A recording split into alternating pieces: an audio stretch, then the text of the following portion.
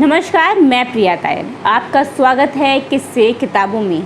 आज हम एक मोटिवेशन बुक के बारे में बात करेंगे। हमेशा ऐसा कहा जाता है कि अगर आपको लाइफ में सक्सेसफुल होना है तो आपको हमेशा पॉजिटिव रहना चाहिए और हमेशा अच्छा सोचना चाहिए। लेकिन मन में सवाल उठता है कि इतनी सारी प्रॉब्लम्स के साथ इंसान कैसे पॉजिटिव रह सकता है, और इन सब सवालों का जवाब आपको देती है आज की बुक, यानी कि जिस बुक के बारे में हम करने वाले हैं बातचीत। उस बुक का नाम है अग्नि की उड़ान।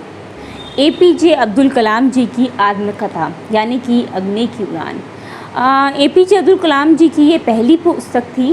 इसके बाद उन्होंने कई और किताब भी लिखी और इसका इंग्लिश अनुवाद भी है, यानी कि इंग्लिश में भी है ये बुक, यानी जिसका नाम है विंग्स ऑफ फायर। अगर मैं बात करूं इस किताब की, तो ये किताब आपको कलाम जी के जीवन में आए उतार चढ़ाव से परिचित कराती है, साथ ही साथ आपको अपने लक्ष्य को पाने के लिए प्रोत्साहित करती है।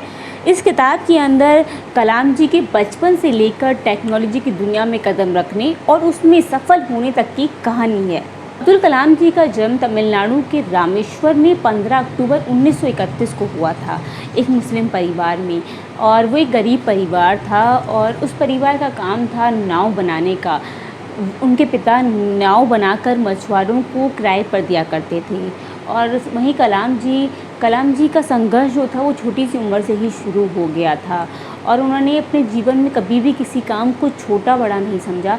यही वजह रही कि उन्होंने अपने जीवन में हर छोटा बड़ा काम किया और हर परेशानी का सामना करते हुए, हर मुश्किल से लड़ते हुए वो एक दिन देश के मिसाइल मैन बन जाते हैं और राष्ट्रपति भी।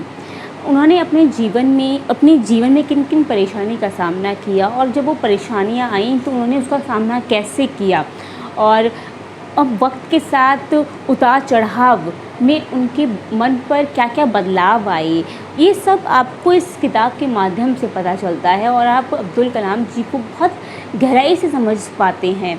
इस किताब में अब्दुल कलाम जी एक बात कहते हैं कि हम इस ब्रह्मांड का हिस्सा हैं, इसलिए हमें कभी दुख से घबराना नहीं चाहिए।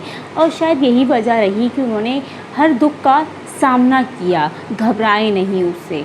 इस आत्मकथा को पढ़ने के बाद आप समझ पाते हैं कि कलाम जी ने एक ऐसा आदर्श जीवन जिया जिसे गरीब से गरीब और अमीर से अमीर व्यक्ति पढ़कर बहुत कुछ सीख सकता है, और अगर उनकी तरह जीवन जिए तो अपने लक्ष्य को पा भी सकता है।